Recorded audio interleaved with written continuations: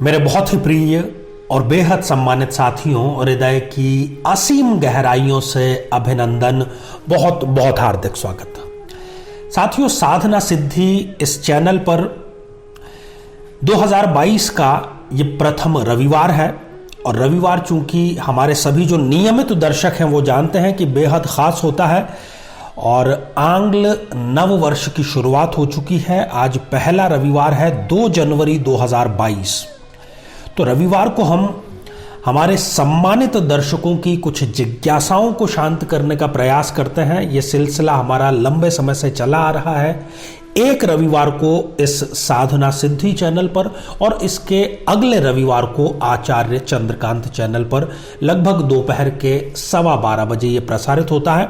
और साथ ही जो अंतिम रविवार होता है उस दिन हम लाइव प्रस्तुत होते हैं YouTube लाइव के माध्यम से ही, और जीवन को बेहतर बनाने के लिए और आपकी जन्म कुंडली से संबंधित कुछ समस्याओं के समाधान का हम प्रयास करते हैं। और आज एक और खास बात है, आज रविवार तो है ही, आज अमावस्या भी है और अमावस्या एक विशेष अवसर हमें प्रदान करती है। शनि जन्य जितने भी दोष हमारी जन्म पत्रिका में हैं उसके निवारण के लिए तो आप शनि संबंधी सारे उपाय भी जरूर करें। समय समय पर हम भी अपने चैनल के माध्यम से बतलाते रहते हैं। तो साथियों, मैं आपकी जिज्ञासा समझ सकता हूं। बहुत ज़्यादा भूमिका और बहुत ज़्यादा इधर उधर की बातें न करके सीधे अब हम आ जाते हैं आज के हमारे कमेंट्स के सिलसिले को प्रारंभ करने के लिए। सबसे पहला जो कमेंट है ये हमारे बेहद ही नियमित और बहुत सम्मानित दर्शक हैं, शकुन शरण जी हैं, और आप लिखते हैं, आदरणीय आचार्य जी सादर प्रणाम। शकुन जी, आशीर्वाद हृदय की गहराइयों से। आपका आशीर्वाद व वरद हस्त बनाए रखिएगा। कोटि कोटि नमन, चरण स्पर्श व चरण वंदन। आशीर्वाद सदैव आपके साथ है, आप निश्चिंत रहें।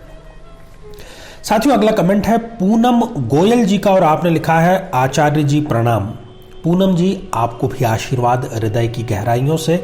आगे आपने लिखा है, जय माँ वैभव लक्ष्मी, जय माँ लक्ष्मी, प्रणाम गुरु जी चरण स्पर्श।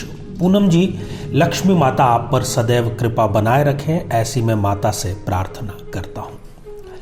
साथियों, अगला कमेंट है माया मनीष पार्टे जी का और आपने लिखा है, ओम नमः शिवाय। माया जी, ईश्वर आपकी सभी मनोकामनाएं पूर्ण करें, आप माया से भी परिपूर्ण हो और आध्यात्मिक ऊंचाइयों पर भी पहुंचे।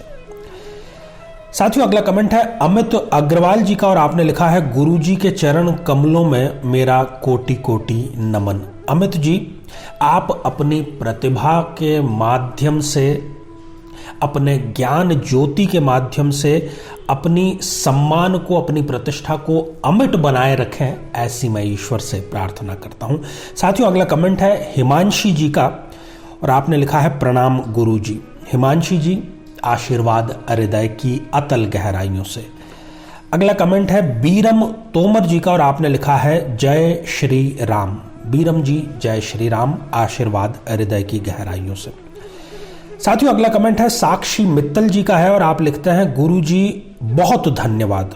मेरा जन्म मूल नक्षत्र में हुआ लेकिन शांति नहीं करवाई गई थी, लेकिन गायत्री मंत्र के प्रभाव से आज सब ठीक है और हमारा डर भी समाप्त हो गया है आज आपके द्वारा। जी हाँ साक्षी जी, मैं आपके माध्यम से अपने सभी दर्शकों से ये कहना चाहूंगा कि मूल नक्षत्र में यदि बालक या बालिका का जन्म होता है तो जब उस जन्म के ठीक 27वें दिन वापस वही नक्षत्र आता है तब उसकी विधिवत पूजा अर्चना कर लेनी चाहिए। इससे संकट टल जाता है। परंतु किसी कारणवश जानकारी के अभाव में यदि 27वें दिन आप वो पूजा अर्चना नहीं कर पाते हैं तो नियमित रूप से जीवन पर्यंत घर में सदैव कोई भी स्वयं वो जातक करे तो सबसे अच्छा है, नहीं तो उनके माता भी कर सकते हैं, पिता भी कर सकते हैं। गायत्री मंत्र का नियमित जाप या फिर महामृत्युंजय मंत्र का नियमित जाप, और कोई तीसरा उपाय है ही नहीं मूल नक्षत्र के दोषों से दूर होने का, उससे निजात प्राप्त करने का। हमने एक स्वतंत्र एपिसोड भी बनाया है, हम प्रयास करेंगे कि उसको आई बटन में या डिस्क्रिप्शन में आपको प्रोवाइड करा सकें, ताकि मूल नक्षत्र कौन कौन से हैं और उसके क्या उपाय हैं, उससे संबंधित सभी भ्रांतियां आपकी दूर हो जाएंगी, डर हमेशा के लिए समाप्त हो जाएगा।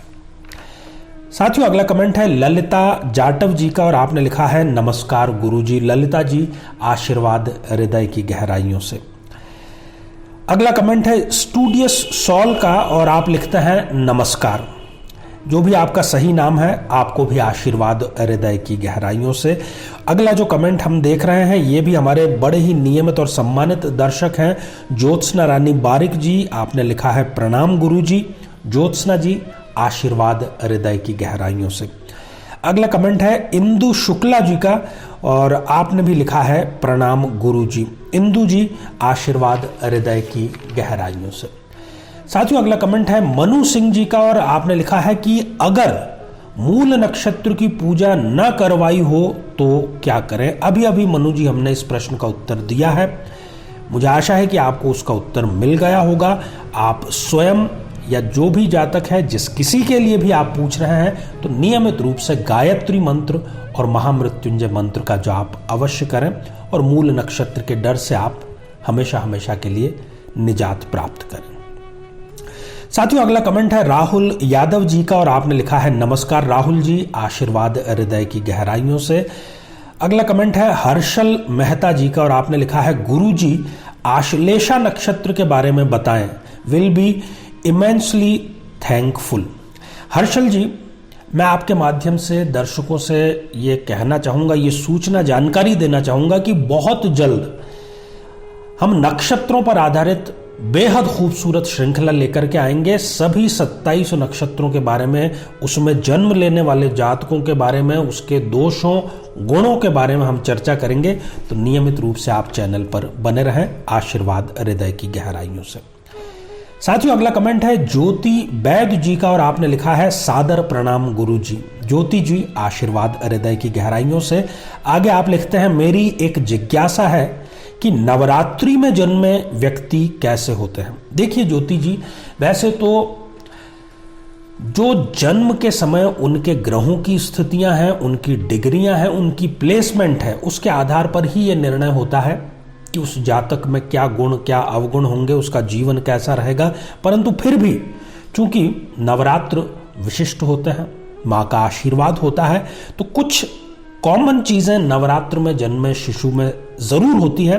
एक तो वो क्रोधी होता है, परंतु उसका क्रोध हमेशा सकारात्मक ही रहता है, हमेशा वो शक्तिशाली बना रहता है, पावर सेंटर वो रहता है, कभी भी शक्तिहीन वो महसूस नहीं करता। बहुत धार्मिक होता है, नेतृत्व क्षमता उसमें बनी रहती है और वो अपनी नेतृत्व क्षमता का, शक्ति का लोगों को दया और करुणा बांटने में प्रयोग करता है।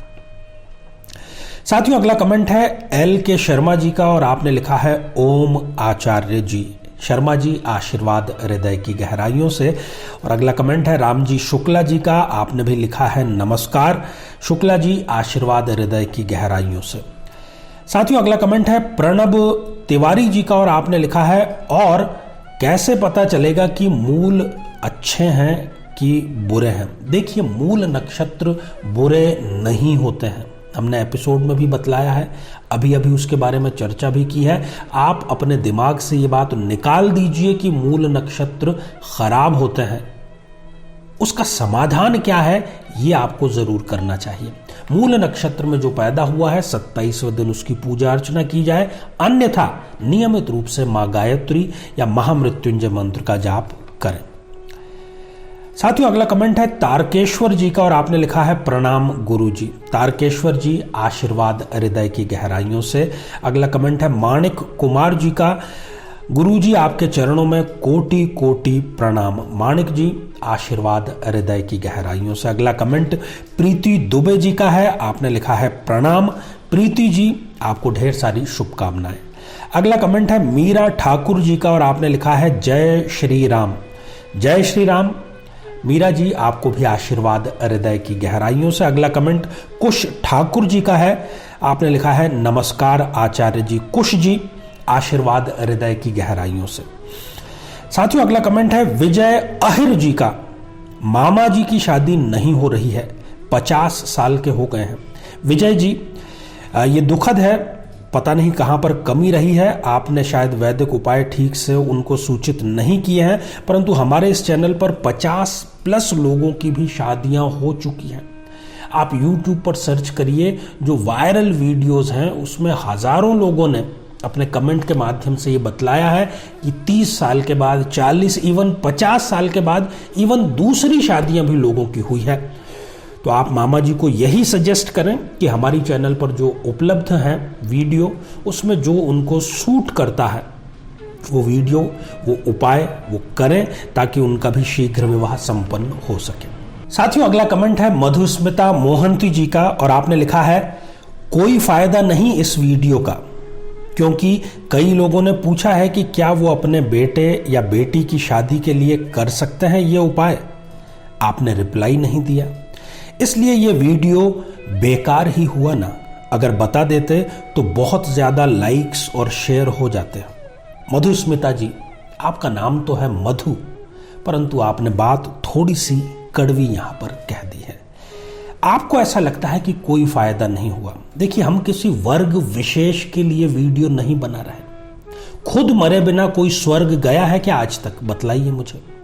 जो लोग स्वयं उपाय नहीं कर सकते वो शादी की आशा छोड़ दें, सफल होने की आशा भी छोड़ दें। वो जीवन भर माता पिता पर ही निर्भर रहेंगे, और उनके माता पिता भी हर समय उनको बैसाखी बनकर के स्वयं उनके चलने में बाधा पैदा कर रहे हैं। और जहां तक लाइक्स और शेयर की बात है, तो हम यहां पर ज्ञान वितरित करने का प्रयास कर रहे हैं, जो को लोगों के जीवन को बेहतर बनाने का प्रयास कर रहे हैं, लाइक और शेयर करने के लिए नहीं। आपको मेरी बात ठीक से समझ में आ गई होगी। तो साथियों, ये थे हमारे आज के क्योंकि आपने पूछा है इस बेहद लोकप्रिय कार्यक्रम के कुछ महत्वपूर्ण कमेंट्स। हमारा प्रयास दिल से यही रहता है कि हम अधिक से अधिक कमेंट्स को शामिल कर पाएं। फिर भी जिनका कमेंट्स आज शामिल नहीं हो पाया उनके लिए हम खेद व्यक्त करते हैं। जिनका शामिल हो गया है उनसे प्रार्थना है कि वो कम से कम 2 से 3 माह के बाद में आप कमेंट करें, ताकि नवीन दर्शकों को शामिल होने का मौका प्राप्त हो सके।